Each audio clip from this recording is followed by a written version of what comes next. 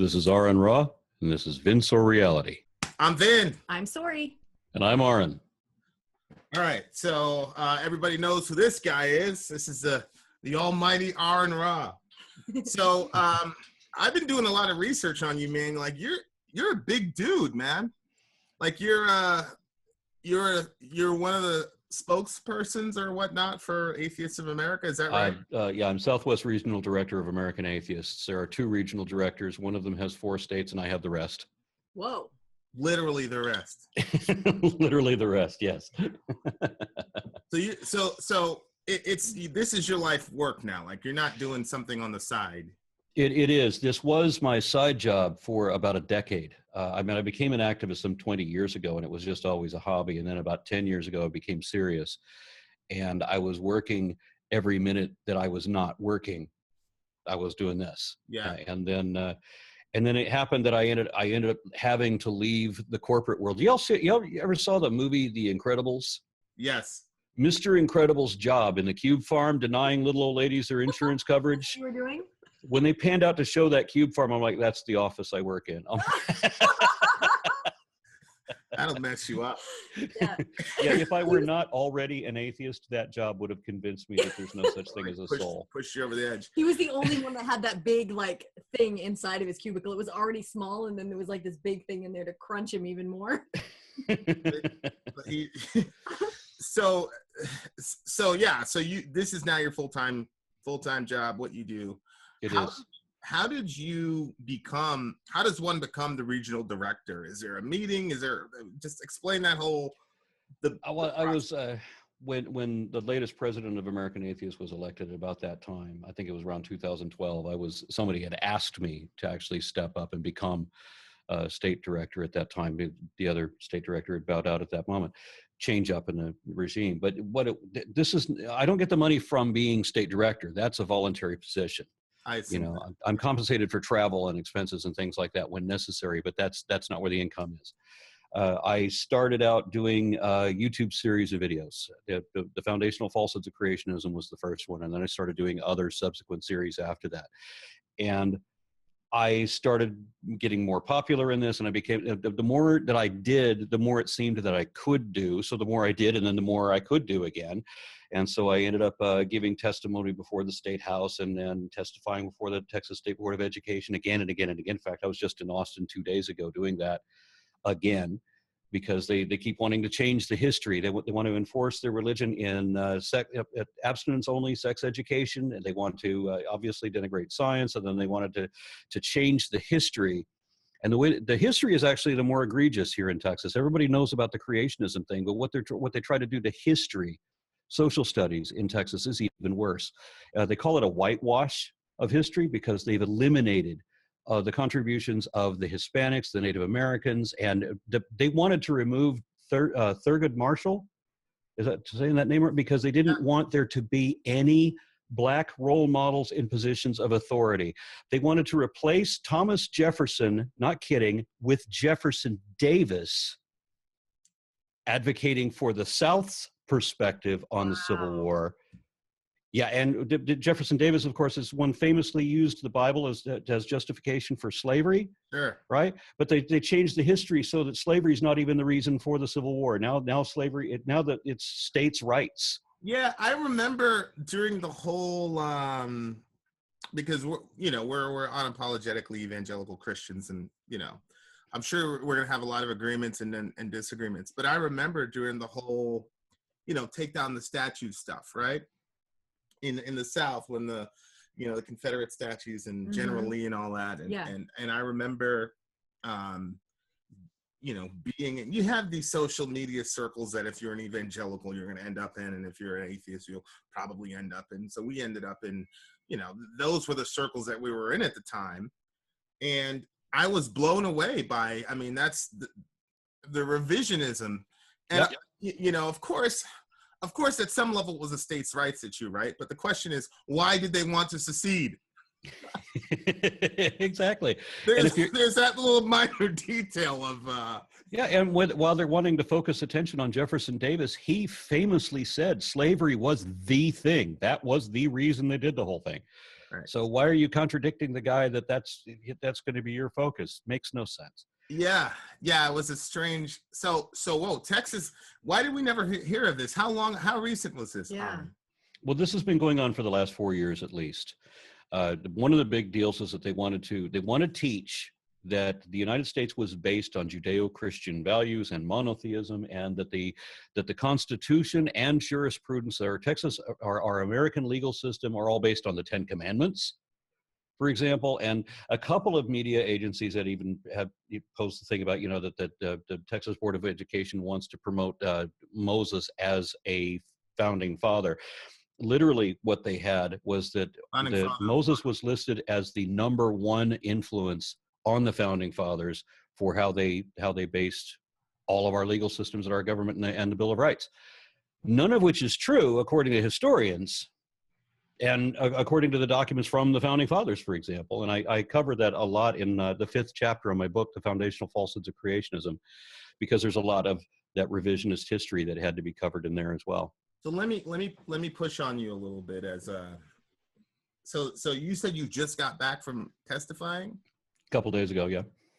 So this is 2018, just for the record. It's not funny, especially as a Black person. Yeah. Because I remember being kind of, I kind of gear up for this stuff with my white evangelical sort of, General Lee. And I remember being on a conversation actually with a pastor, and he was a pretty famous pastor in our little circle.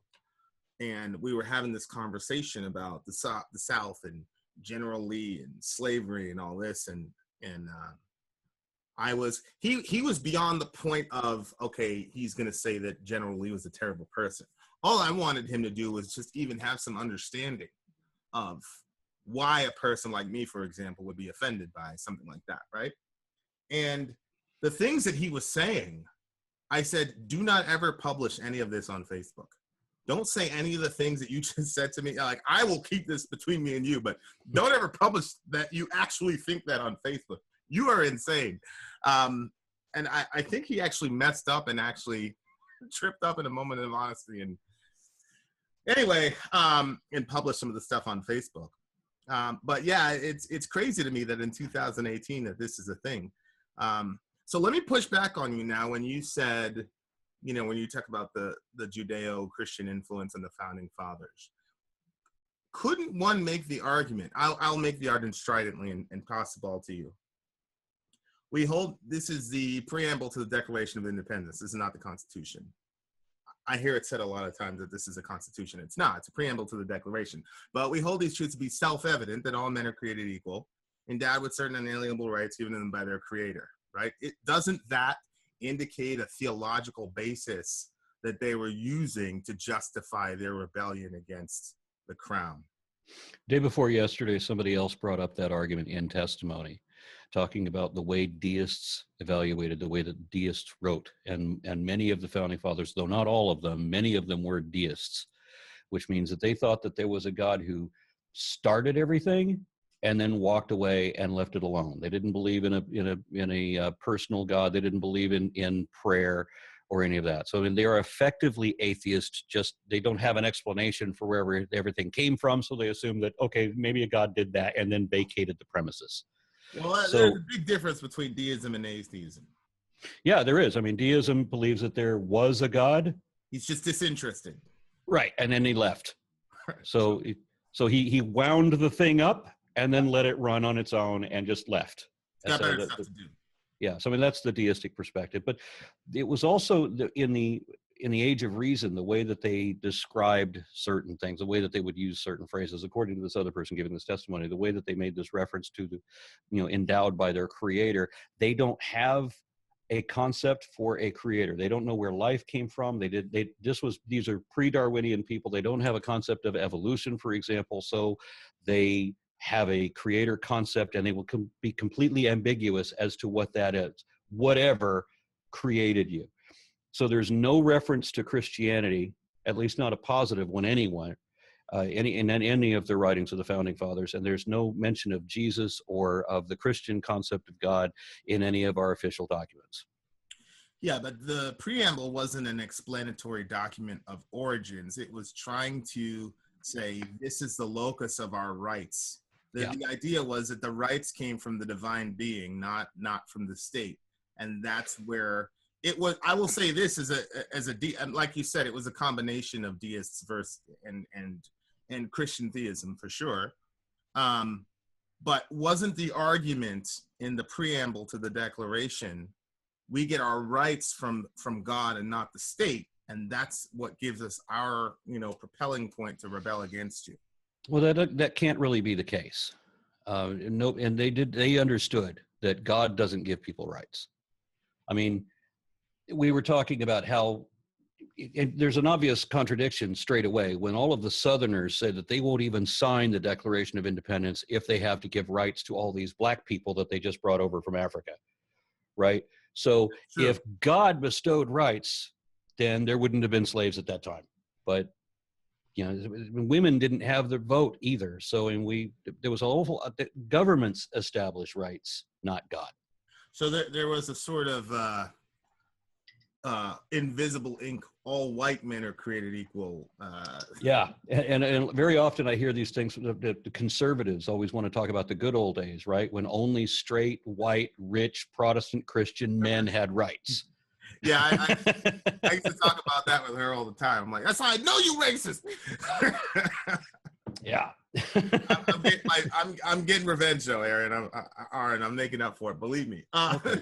Well, about the racist, the most racist I get is I don't like hip hop. I'm sorry. Well, we're doing a metal channel, so outstanding. Yeah, I think somebody referred me to that for that reason.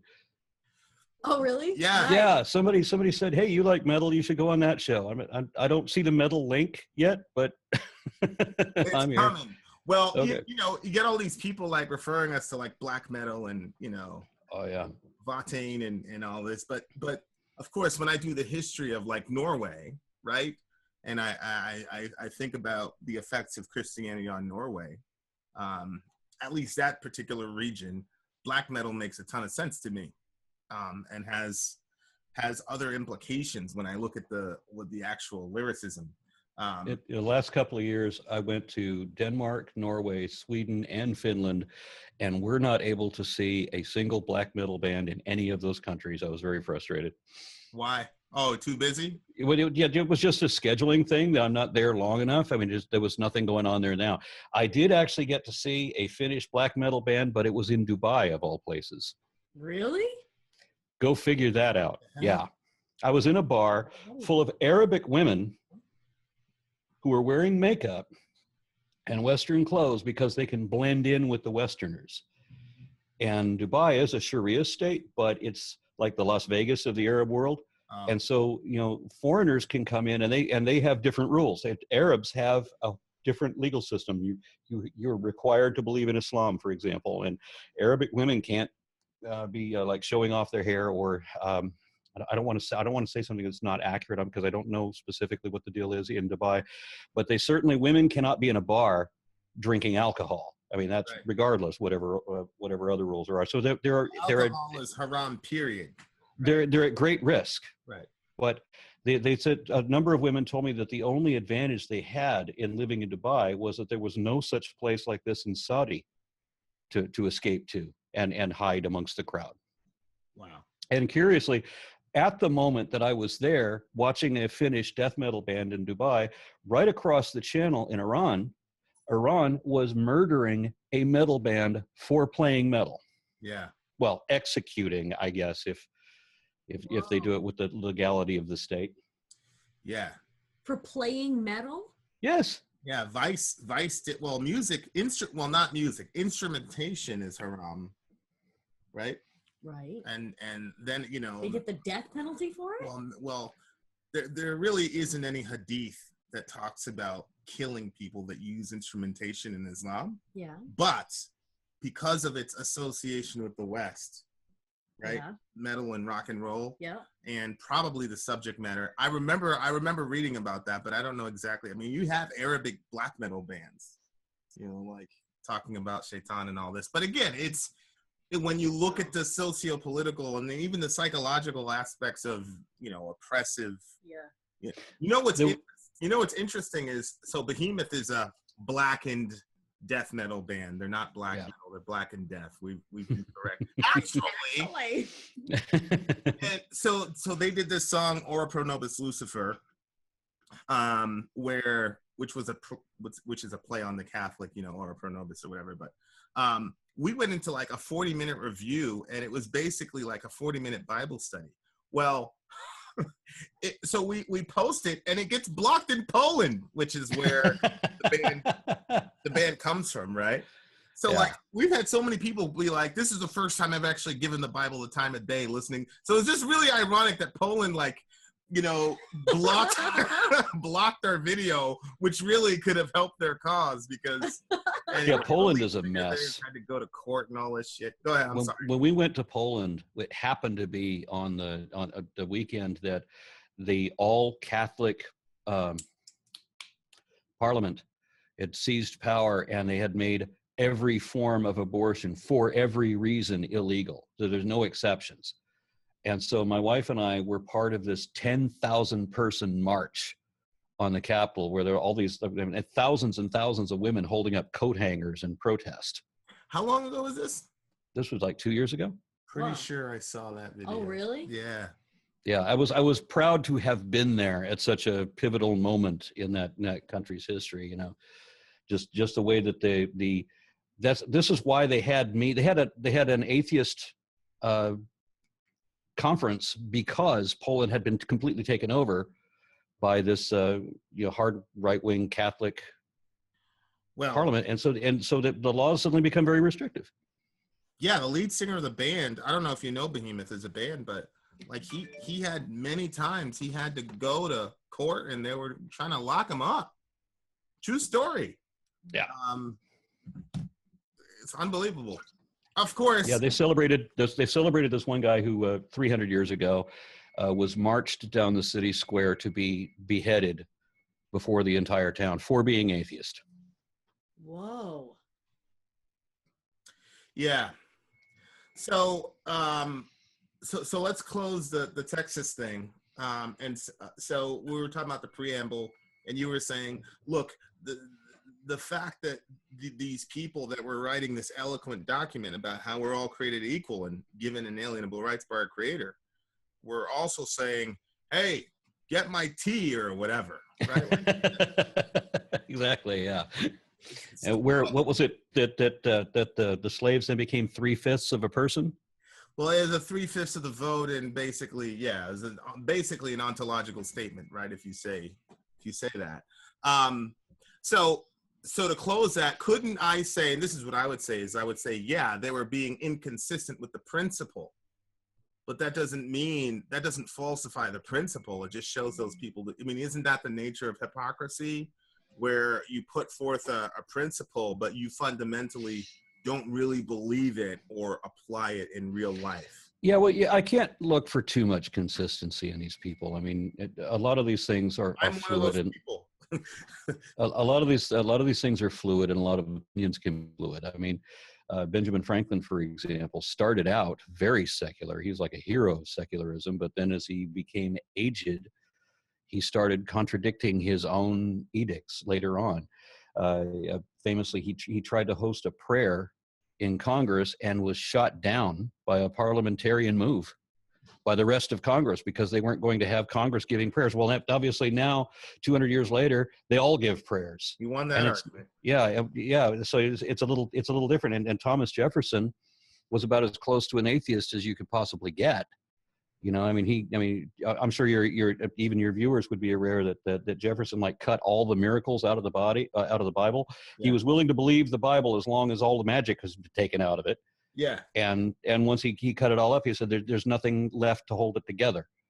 So he comes up with the Jefferson Bible, which is basically a pamphlet. Yeah, it's very similar to like the Jesus Seminar version of the Bible, where you're looking for the historical Jesus and what he said and what he didn't say. And Yeah. And then there's different perspectives on Jefferson. I mean, a lot of people want to admire him for this or that. And then they realize, of course, there's this dark side of things, like there is with everybody, you know, and then how you view what was it, Sally Jennings? Yeah. Yeah. How you view that. There's apparently different perspectives on that too. Did he take proper care of her and her kids and all like that? Or was this just the typical slave rape abuse relationship? He had a side girl that he had a relationship with, black slave, and you know, kids and all that. And so it's like that's what he's referring to. Yeah. Yeah. Speaking of which, and I don't know, I mean, we can skip over this question, but I do think it's interesting when you talk about people's evolving views, ironically enough. So Sam Harris is starting to get a little, I was just talking to a guy before I jumped on with you, and I'm trying to figure out how to phrase this question properly. But the guy you were talking to, was that the janitor? No. Okay. Do you know the guy I'm talking about? No, I do not know who the janitor is. He might be the janitor. T1J, I think, is the other moniker that he uses. Had huge long dreads. He recently did a video about why he's no longer enamored with Sam Harris. I didn't talk to that guy. I saw the clip, but I haven't watched it yet because it's actually a pretty good video. It's a bit long. It's like 20 minutes or so. But the thing that I like about this guy is that he reasons his arguments very well. He's very objective. So he's not gonna slate out that, you know, this is absolutely the way it is. I mean, he says this is how it appears to me, and I could be wrong, but when I put this and this, I get that, and I can't argue with that kind of reasoning, and certainly the objectivity of it. It denotes honesty. So how close are you to his perspective on Harris in that video? Well, I can say that there are things that Harris has said that I agree with completely, and I would be right on his side, but I can't say that about anybody, about everything. Right. You know, and I've said every time I've been on stage with any number of other people, there was a time where I was told that, you know, you had to, if you're going to be associated with this person, then you have to be in lockstep with everything they say, and you can't disagree with anything they say. So every time I was on stage with that person, I would point to him and say, I don't agree with this man about everything. I don't agree with anybody about anything, about everything. Right. You know, you'd be lucky if we have, let's just form an alliance on the one thing we do agree on and see if we can get something done. Right. We don't have to worry about the other stuff. Well, it's like I always say, like, I don't even agree with myself 5 years ago. Right. Right. So, I am so ashamed of who I was when I was a young man. Mm-hmm. I was so completely different than I am now. And I do not justify. I often said that if I met the guy that I was at half my age, I'd have whooped his ass. How old are you? I'm 55 now. Okay, half, 25. To be 25. Yeah, I was an idiot. When I was 25, I still believed that the axis of the earth ran straight through my colon. Very good. Very good. So I had a question, but one of our patrons actually had it. So I think I know your answer to this question, but I'm going to ask it anyway. If there is no intent, so this is Josh. If there is no intention, direction, purpose, intentional design, and creation, then why care if other people's situational morality, ethics, and beliefs and reality involves a belief in faith and religion? I would think that whatever one uses to try to get through the day should be fine. Yet atheist activism, ? Why try so hard as to be an activist and work actively to convince others that nothing matters? If all is innately empty and unintentional, and if faith is fake or false or whatever it is at the core belief, why care? Okay, so let's analyze the failure of that question. Why we want to teach that nothing matters, which absolutely stands against, violently opposed to everything I believe in. So I'm not teaching that nothing matters. But you're not a nihilist. Certainly not. No, I'm a humanist. I think we have to make the dichotomy between atheism and nihilism, right? Like, I've said in videos many times that just because you're atheist doesn't mean you're rational or reasonable or intellectual or science-minded, right? Or skeptical. Well, it certainly doesn't mean that you're humanist. And humanist, by that, I mean that we ascribe a certain value to humanity, and we entrust that humanity has the means to solve our own problems, that we can come up, that there's a value inherent to being human and to being able to solve our own issues. Did you see the Jordan Peterson, Sam Harris? I have seen absolutely nothing by Jordan Peterson. I don't even know what his voice sounds like or what he looks like. Whoa. Why? Is that by design? I never had any inclination. I mean, I've seen the name come up, this idiot Jordan Peterson, again and again and again. I've not been inclined to go look up that idiot. We have enough. He's not an idiot. I'm a big fan of Jordan Peterson. He's not a Christian. No. I don't know. Well, that's funny because that's what I keep hearing. That he is? Yes. No, he's not. Okay. He's not. But what's interesting is he argues like a presuppositionalist. So he had this like mini debate with this atheist lady last week. I've got to watch the whole thing, but he basically said that, you know, because she was an author, that proves that she believes in God, which is straight from the Seitan-Brugengate playbook, right? Because you're using rationality and reason and blah, blah, blah, blah, blah. Yeah. So it's interesting because when I listen to a lot of metal, there's a lot of nihilism in it, obviously, right? That's one of the staples. Yeah, well, I was more familiar with the 80s metal, where it's always about Christian themes that, you know, there's always a devil in it. You know? Right.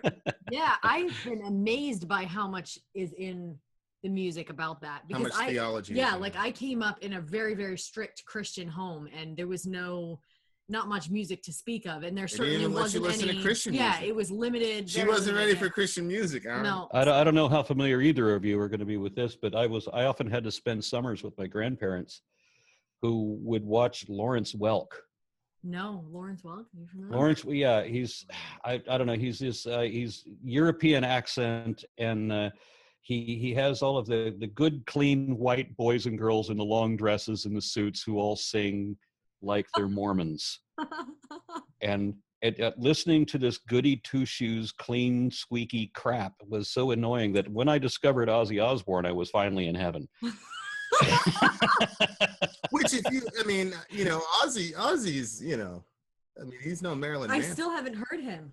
Yeah, we did. You've never heard Ozzy Osbourne? The Black Sabbath song, the War Pig song. That's okay. Ozzy. That's right. Ozzy. So I heard. I'm sorry, that was just as close to sacrilege as I think I've ever been.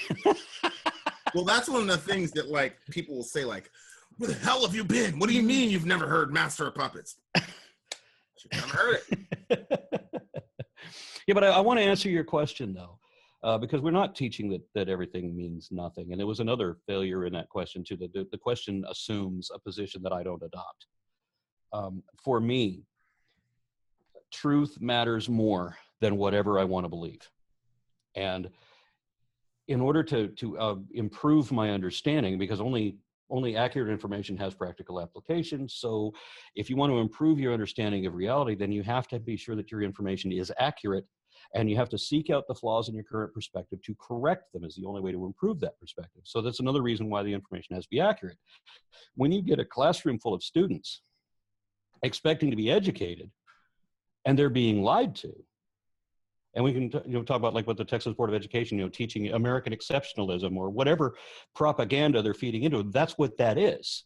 And it's meant to control how they think, not to allow them to think or to give them the information to think with.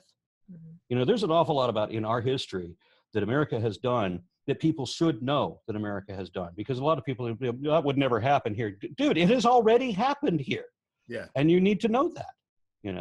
For anyone who wants to know how bad things can get, you just need to know how bad it's already been. And a lot of people don't know how bad this country was 100 years ago. There's no idea. When they talk about the rights of children and everything, the level of abuse of children 100 years ago is staggering, but nobody knows it because it's not something that America's proud of, so they don't teach it. Right.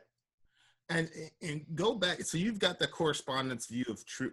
To define truth for our audience. The truth is what the facts are, what we can show to be true. So if you want to say that something is true, you have to be able to show that it is true. And if you can't show that it is true, then you can't know that it is true. You can't call it truth until you can show that it's true. Okay. And would you subscribe truth is whatever corresponds to reality? Yes, but that implies that reality itself is not truth, but statements about reality can be if they're true, which means, again, we have to go back to the verification of whether it's true. And I do the same thing with knowledge, that, you know, if you can't show it, you don't know it. Mm-hmm.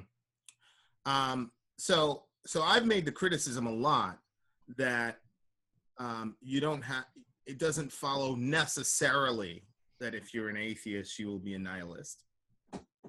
But they're damn near next door neighbors, in the sense that if you look at the world through the eyes of a guy like Bertrand Russell, for example, I wish I could have memorized a quote, but he basically said, despair is the only scaffold that we have to build our lives on, because he's looking at the ultimate existential question, which is, what do I mean? And he basically came to the conclusion is you mean nothing.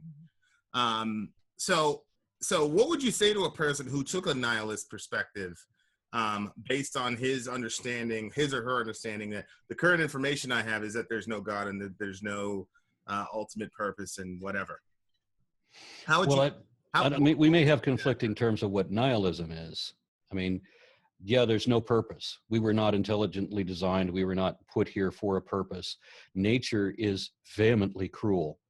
And if you're talking about over, 5 billion years of history, yeah, you're not going to matter 5 billion years from now, unless the something that you do causes a butterfly effect that can still resonate that far into the future. The most nihilistic, most deplorable position I've ever heard was actually from a Christian preacher who was accusing atheists of being nihilists.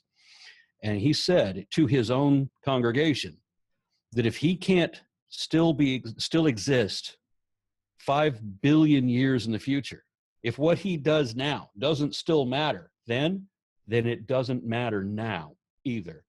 And he said, consequently, if he can't continue to exist forever, then there is no reason to minimize suffering or prolong life. There's no reason to feed the starving. It was the most nihilistic, most depressing perspective I've ever heard, that he has to have absolute immortality and uber importance, or you just may as well piss on people. Well, I mean, isn't that the opposite side of isn't that just the religious remix of the statements by Russell? I mean, I haven't read a lot of Russell. I've never heard that quote. I mean, of all the quotes I've seen from him, they're all brilliant and poetic. I've never heard that one. Well, Voltaire and all those guys were, it's the same thing we talk about with metal, where we compare, this is so bad. It depends on who's going to see this, I guess. But when you compare black metal, right, I'm not talking about black metal is like you got one little amp in there and you're just doing the same scale. But when you compare some of these guys with the shit that you hear on Christian radio, we've lamented this multiple times, why are these guys so much more? Because we've had, Christianity's had a good run with the arts. I mean, we had, Michelangelo and all that shit. But something happened, especially like in modern American, where it just became this thing. So yeah, I mean, I don't doubt that Bertrand Russell was poetic and brilliant. And that's why his description of I'll get you the quote, and it was a full paragraph. Okay. I read it in one of the reviews that we did. I just read it straight out because it was a beautiful quote. Mm-hmm. It's the most beautiful way to describe emptiness I've ever read in my life, say it that way. I was a disciple of Russell's when I was around 18 or 19 because I was trying to figure stuff out. But and I didn't find a connection like that to any speaker until the original run of Cosmos, and suddenly everything Carl Sagan said just struck me. Everything he said was beautiful. Yeah, and we have the guy who basically took over the physics guy. I don't know why. The black Neil deGrasse Tyson. Grass Tyson, right. And what was interesting was one of the bands actually had a quote of his in the last minute of the song. Are you familiar with that? Yes, yes. And Dawkins is featured. He actually speaks on a metal album. Nightwish. So Yep. Dawkins is on the Nightwish song, and then Tyson was on the Avenged Sevenfold song. That Existence one, we gave that song a 10. Yeah. It's like this 15-minute epic. Anyway, Yeah. So there is nihilism. You said, yeah. I think we answered Josh's question. Well, let me. There's the second half of the question. So one half of the question was, he was saying, why do anything if nothing matters? You're saying, well, no, we matter. Yeah, certainly. And so when we have children seeking an education, we need to be telling them the truth. We need to give them real information that they can use, because if we're giving them faulty information and they're basing our decisions on the misinformation we provided, then we're hurting them. So I put lies in the same category as I would put violence. That lies and violence have no excuse except in moments of desperate self-preservation, perhaps, and are not something to be proud of even then, that you had to resort to those extremes. Right. Huh, that's good. I like that. That's really, really good. Yeah. So I think that answers that question. The connection between lies and violence. Yeah, and when to use them and when not to. So that's one. The second part of the question was, he's basically saying, why be an activist? And I think you've kind of already answered that question, but I think you asked this question one time, like, why be an atheist activist? What's the point? You're going to die anyway, Ra. As we all are. The only difference is that, you know, with a humanist perspective, we understand that it's going to have to be humans that solve our problems. We can wish upon a star, but that's not going to get it. And we can say that it doesn't matter what we do to the earth or how many people we have that we can no longer feed. It doesn't matter that we've used up all our resources, that we fished out all the oceans, that we've caused all the pollution. It doesn't matter what we've done. We don't have to be responsible for anything, because we have a magic imaginary friend who's going to come and save us from ourselves, right? Ultimately, there's going to be a point where you have to realize, oh, I was wrong. That didn't happen. So like the first religious argument I ever had against a band of evangelicals is the whole "what if you're wrong" thing. And they couldn't take the question themselves. Wager? No, when I say, what if you're wrong? I'm not wrong. Yeah. Well, what if you're wrong? I'm not wrong. Okay, I understand you lack the ability to think hypothetically, but here's the thing: we have no resources, we have no place to live. The planet is a scorched husk of billions of starving children, and Jesus doesn't show up. What do you do now? And there's no way of considering that question. And I said, okay, so if I'm wrong, what ends up happening if we actually take steps to what we're supposed to do, that we have a moderate population where everyone's happy and comfortable and well fed? And then Jesus shows up and says, well, y'all didn't have to do this because I'm going to roast it anyway. All right, well, fine. He comes and roasts a clean planet where everything works and everybody's happy.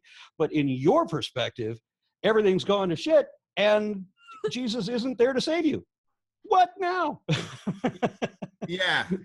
And of course, we don't take the position that Jesus is going to come and roast everybody, right, and that you shouldn't care for the planet and all that. Well, I'm glad to hear that. Well, there's the strain of evangelicalism that's extant in and by which I think you're referring to the end times dominionists. Well, yeah, you know, the pre-tribulational, premillennial rapturists, you know, the 7-year, the what is it, the Antichrist, the tattoo.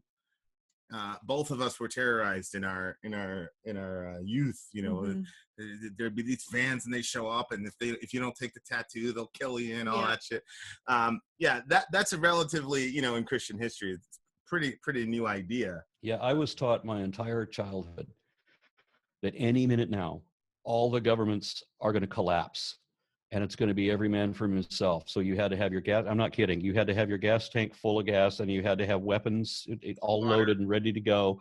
And you had to have your emergency totes of emergency food to run for the hills and all like that, because you had to do a gun run on the grocery store for anything that you forgot. Yeah. I was taught that the road warrior was going to be my future. Yeah. I mean, that's pretty much. When I came to the realization that, well, there's a whole, you know, optimistic view of the world that does then put you in this position where you're responsible to care for the earth now. You're responsible to, like, for example, it's a strange conundrum where if you have a person like a political leader, I don't know if you've experienced this or if you've ever heard this, But if you have a political leader that arises that is like trying to accomplish world peace, you're immediately like suspicious of him. Like, wait a second. Yeah. That's the guy. That's the Antichrist. That's the Antichrist. So don't follow him. Oppose what he's trying to do. Right, because like, you know, that's the story. Is the Antichrist is going to bring everybody together, but it's going to be whatever. So I think you answered Josh's questions pretty succinctly. So you know this question was coming from me. You said that you believe that human beings are inherently valuable. This is my question now, not a patron. Yeah. So you know where I'm going to go with this. You've had this conversation a million times. Where from whence derives this human value? Is it objective or is it subjective? We have a capacity to do good, and we have we're the only animals with the mental capacity to understand how to do good. I'm on a little bit of a downward right now because I recently read this. Okay. Yeah, and Alpha God, it goes into a really morose history of what horrible animals we are and how much worse we can be when we are controlled by our religion. One of the important points to remember is that the only animal I'm aware of that even approaches the capacity for human cruelty is chimpanzees, one of our closest relatives. They're the only one. They do the sexual repression. They do the rape as a form of violent subjugation. They do the cloistering of females. They do all of the submission gestures to the uber authority and all that. They do obscene violence, and they actually wage war. They're the only animals that pick up weapons and wage war en masse against other tribes or other species.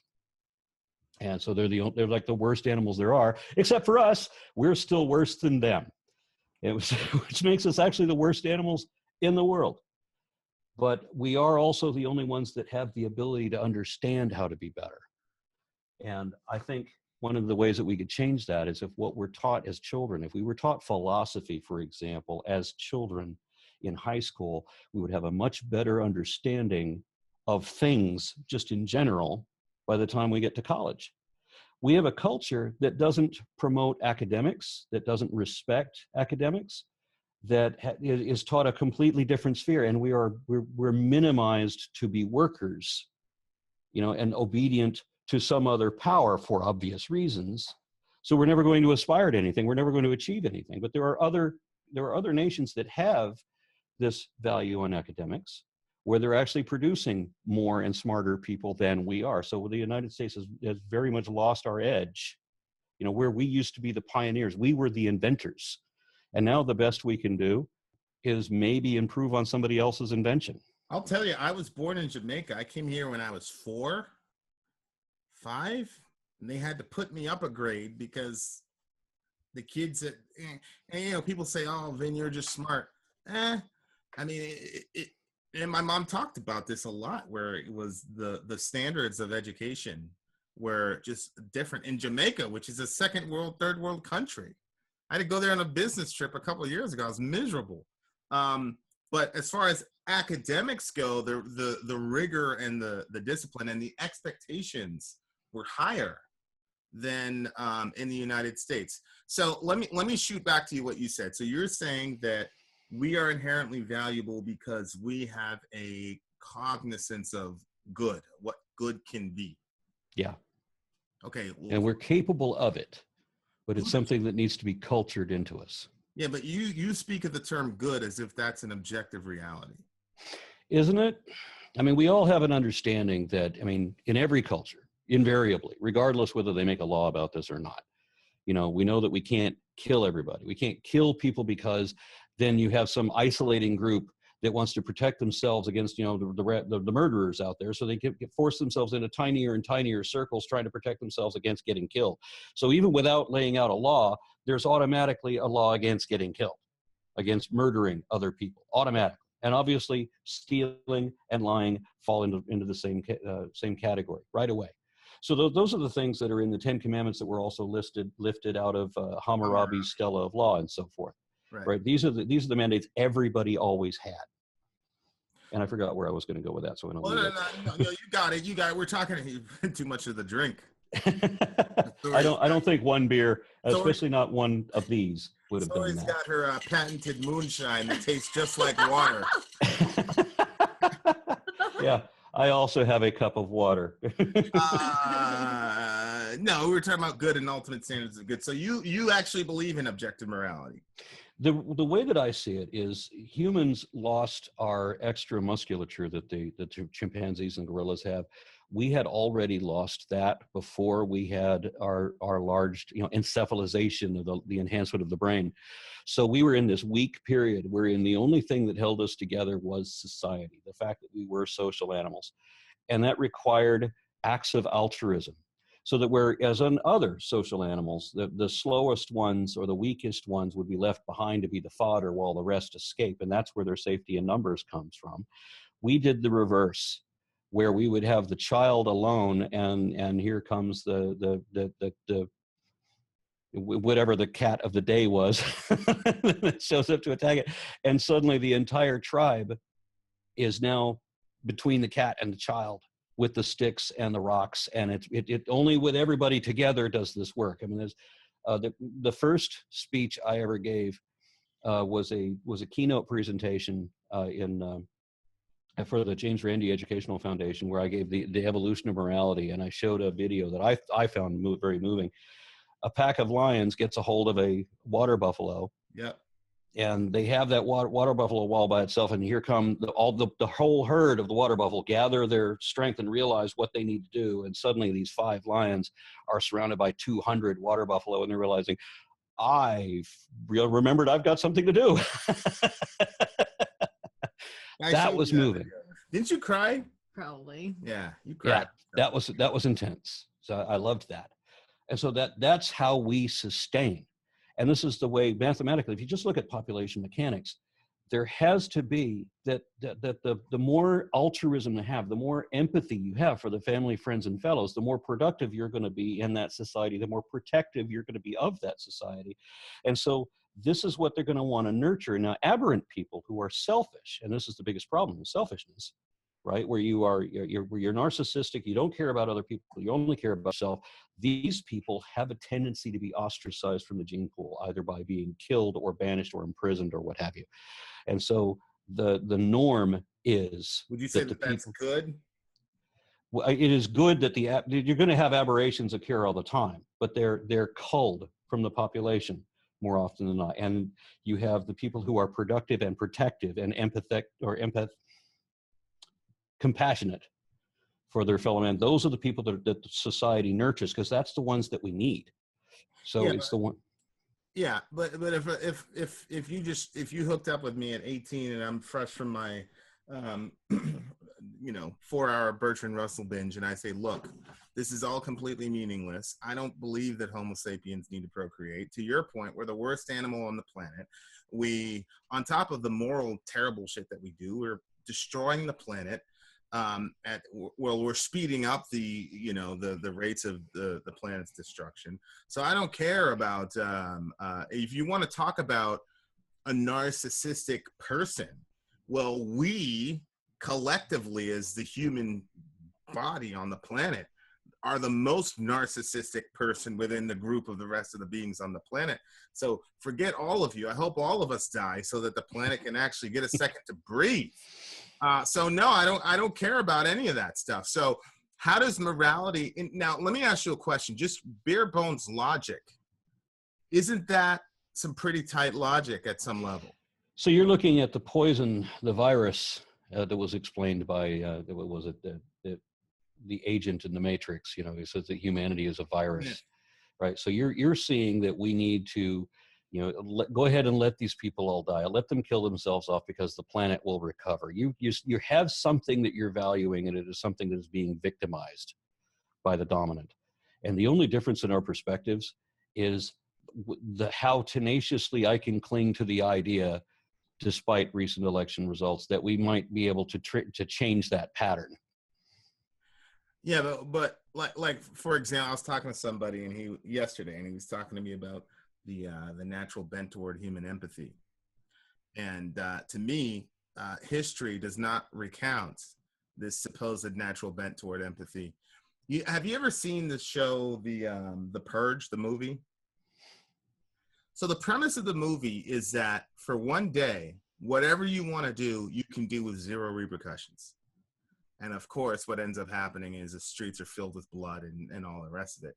And it got franchised, and now there's like The Purge Part 9. I mean, I don't know how many times you could tell the same story, but yeah, there's Human Centipede 3, and so that's another argument to your point about what worthless people we are.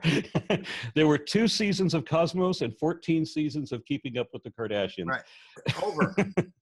No, really? Were there really 14 seasons? That was something I read today, so I don't know if that's true or not. It's over. I'm done. Gosh. See you later. Finish the interview. But 13 seasons of Ghost Hunter, right? 13 seasons of We Didn't Find Anything. No, you're wrong. I heard there was like a little click. I don't know if you've ever seen that, but if there's like a click or anything, that was Cousin Susie from the 17th. No, seriously, that's not. Anyway, okay. So Aron, so in The Purge, the terrifying, the subtext of the entire movie is that, hey, if this happened in real life, this is the shit we'd all be going through. If you pulled out the restraints of law for one day, the streets would be red with blood. And to me, we don't have, it's not like they said you could do whatever you want and everybody raided Walmart and gave away food to the poor, right? So when you have anarchy, you have books like Lord of the Flies and things of that nature, right? That all go back to this same theme. It doesn't seem to me that human beings have this like natural bent toward empathy. It seems that we have a bent toward self-preservation, and we have a bent toward, quid pro quo and tribalism, as you're bringing up. Right. So how does that work with your concept of we're valuable because we have a concept of good? I mean, doesn't that militate against it? Because doesn't that make us worse because we have an objective concept of good, and we need armies and we need prisons to enforce that good? Again, I say that this is something that can be culturally conditioned into us, and it hasn't been. We've certainly, as you're absolutely right about what our history shows. There's very little that we've had as far as advances in culture, in technology, in art that wasn't immediately countered by military violence and oppression and again tribalism. And I have a huge issue with the tribalism thing. I went to a Boy Scout camp as a kid, and I remember everybody singing that we're cabin 14 and we're the best cabin. And why? Because you rolled a dice and that's the cabin you got stuck in? I mean, how's that make you better? But see, my family was doing the same thing, that ours is the best school, this is the best state, ours is the best country, ours is the best religion, of course ours is the best race, and so on. Whatever you accidentally happen to be in, right, that's the one, right? And I one of my family members actually told me that America's the best damn country there is, and I don't need to know about nowhere else. And that told me all I need to know right there. I was talking to a friend of mine that we met in the channel. He's from Austria, right? So about the big boogeyman in their past. And so he was talking to me about nationalism and how they're affected by, and so he's looking at us as Americans, and he was really curious / concerned about this nationalism, this nationalist kind of streak within Americans. Of course, he is an Austrian, understands the extreme forms of nationalism, but that's a form of tribalism. But on that subject, so this is my friend Alec. Alec is an actual biologist, which is really cool because he's teaching at university or whatever. So like I say, hey man, what about this? And what about all the stuff that I grew up at apologetics, whatever. I get to actually ask him because he's an actual biologist. He's agnostic. But anyway, let me read you his question. And no disrespect to the Muslims here, but this is the question. I would like to ask him his ideas and opinions on the massive influx of typically Islamic refugees from the Middle East and Northern Africa into various Western European countries and its impact on the social and legal structure of those countries. Further, How do you feel about the hard rightward shift in those European countries over the last 4 years? And as you're a leftist, how does he think the political left should act in Europe and at home? Well, I'm seeing things slightly differently because one, it's not just over the last 4 years for me. I've been watching this for the last 20. And one of the reasons I became an activist was actually the Islamification of Europe, because I realized that Islam is the fastest growing religion and Christianity is in a general state of decline. How adept do you have to be at math to figure out where this is going to end up? And there's some people that just can't like extrapolate patterns. So I was reading a number of people 20 years ago who were saying that the Islamification of Europe was deliberate. And these are Muslim leaders who want to displace the population so that they can establish Sharia law. And I don't know how much of this that I'm reading is propaganda, but I'm seeing enough of it from enough different sources that it seems probable to me that that's what it is. And so I'm seeing it as, and I've seen sermons, Muslim sermons, where they actually state to their congregation that is what it is, that it is on purpose. I saw one in Norway where they were saying that this is why we're all moving to Norway, is because we're going to displace the population. We're going to make Europe a Muslim continent. So it's very deliberate. And I have the problem that I have with Islam is that, one, it moves very fast, much better than Christianity does, because it doesn't have as much dogma that you have to buy into. It's very simple. It's almost dichotomous, right? And there's so little that you have to swallow in Islam then by comparison to what there is with Christianity. So Christianity is a very hard sell compared to Islam. And then two, Islam is where Christianity was 700 years ago.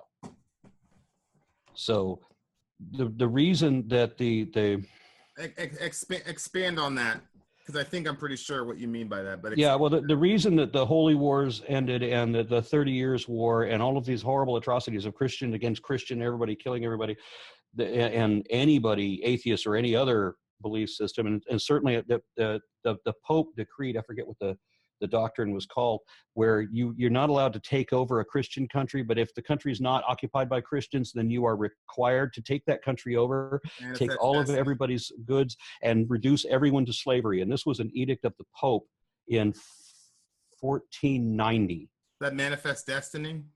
No, but it's connected to that. It's I can't remember the name of it, but yeah, it was just 2 years before Columbus's route. So he's obviously Catholic. So when he lands in the New World, take away everything, take all the land, subjugate all of the natives to slavery. That's what it is.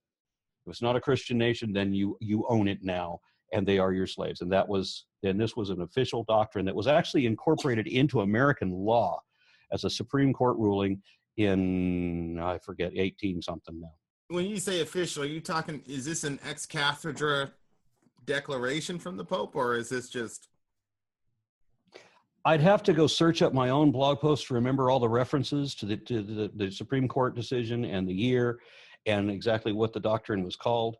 But the reason that we don't have those now was because the church began to lose its hold on the populace. And so you can't constantly oppress everyone. It's like the thing that Princess Leia said, the more you tighten your grip, the more your subject will squeeze through your fingers. So the church began to lose its hold, and it was no longer the controller of all information and education and so forth. And then we have the Renaissance, and suddenly we have people, expanding and discovering things. And conversely, that puts the religion back into check.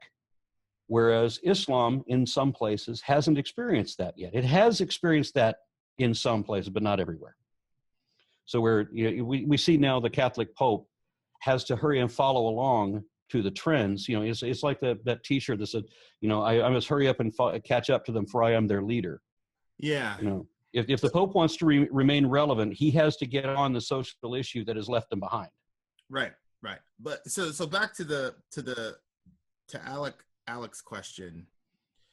I agree. I mean, I've heard those khutbah. A khutbah is a sermon, a message, like a talk, like what you were saying. I've heard talks where where, you know, the Sheikh was saying, hey, we're going to go in there and we're going to take over the world and blah, blah, and this is the way we're going to do it. Jihad takes different forms, blah, blah, blah, blah, blah.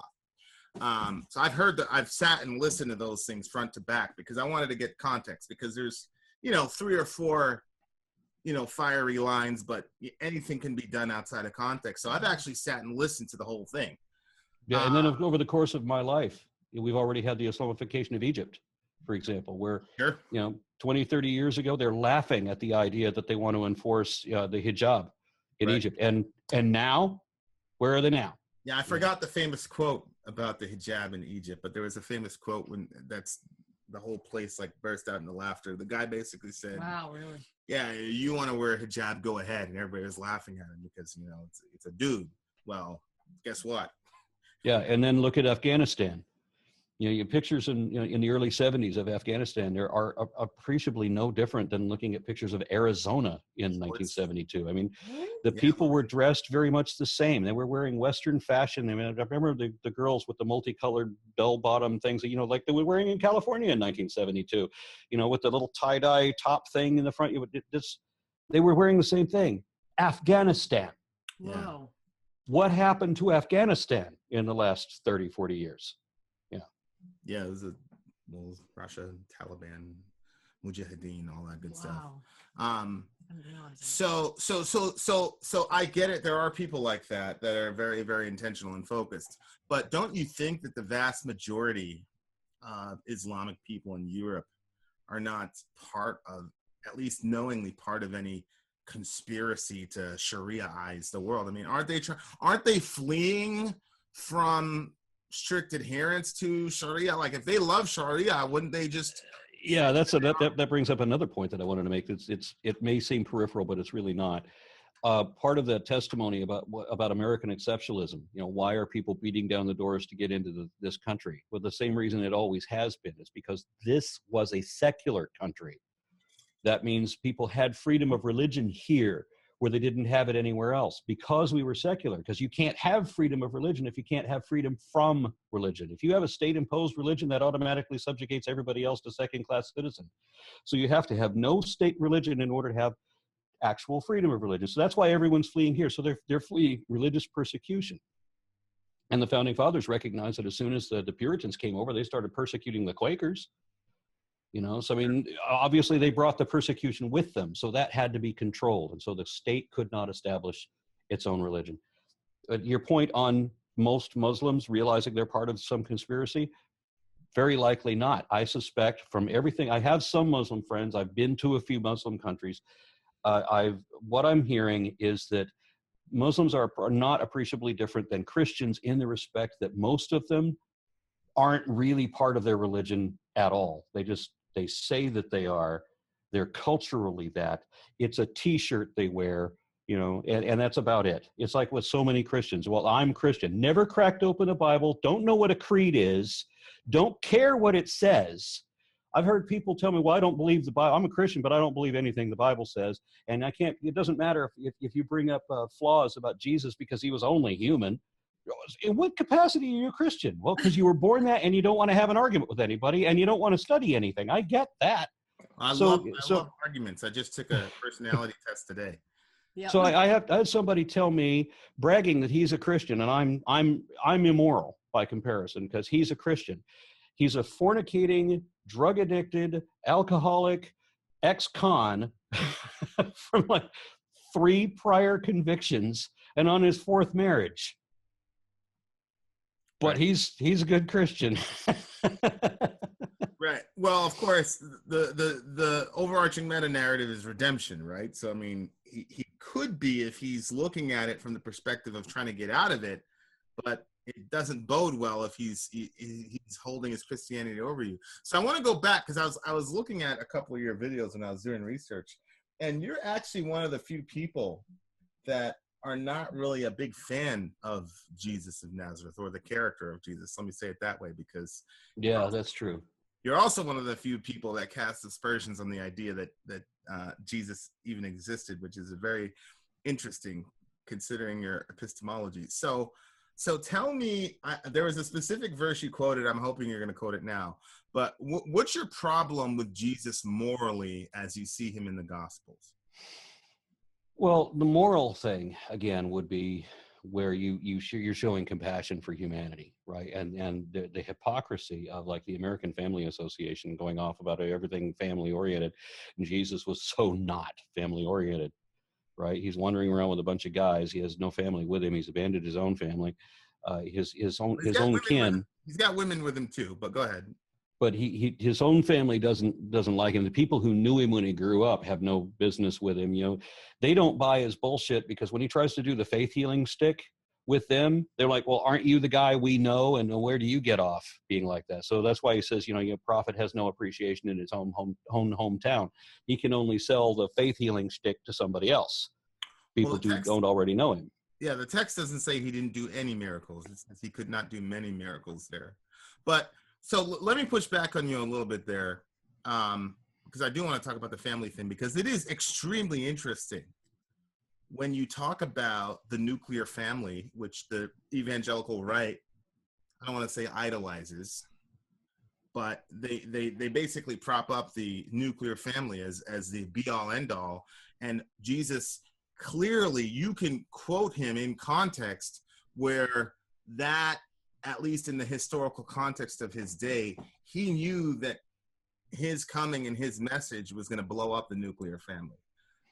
Matthew 10, where he says that, you know, that if you're going to follow me, you have to hate your mother and your brother and your sister and your father and your wife and even your own life, forsake everything and pick up your cross to follow me.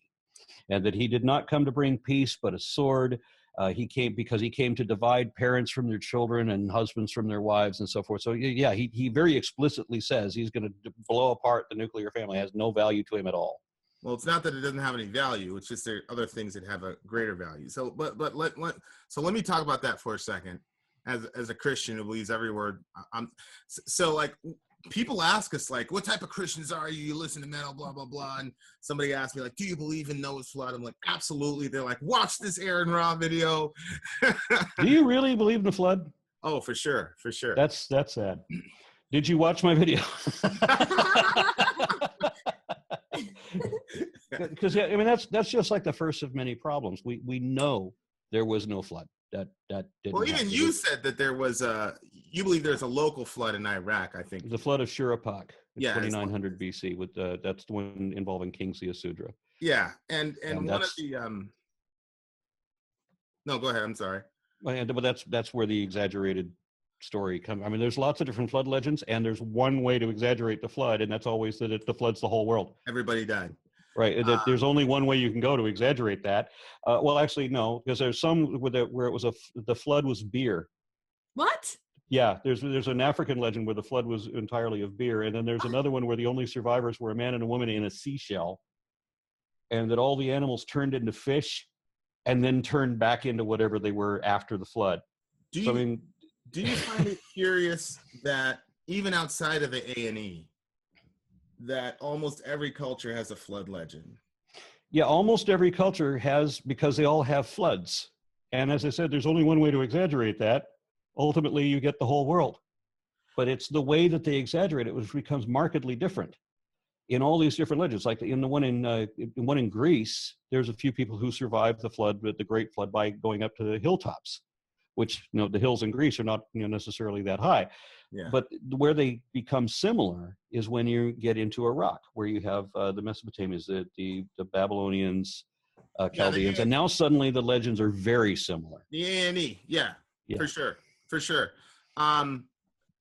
So going back to Jesus, you seem to have a very, very big problem with Jesus. So let me say it from my perspective, and then I actually have a lot of problems with Jesus. We could do a whole show just on my problem with Jesus.